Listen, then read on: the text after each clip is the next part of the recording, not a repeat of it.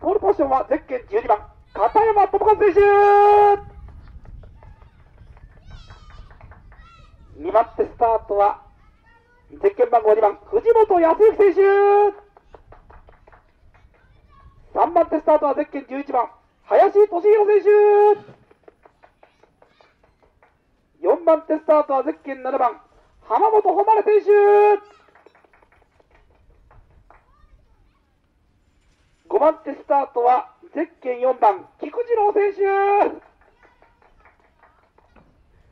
6番手スタートはゼッケン8番、横山敦選手。そして7番手スタートはゼッケン15番、渡辺耕作選手。8番手スタートはゼッケン5番、佐古大輔選手。そして注目なのが9番手スタート、ゼッケン6番、木名孝之選手。何がバツなんですか。10番手スタートはゼッケン10番、南口瀬名選手。11番手スタートはゼッケン1番、田中紀之選手。さあ、押し掛け補助、皆さんつけてくださいね。押し掛け補助のいない方は言ってくださいね。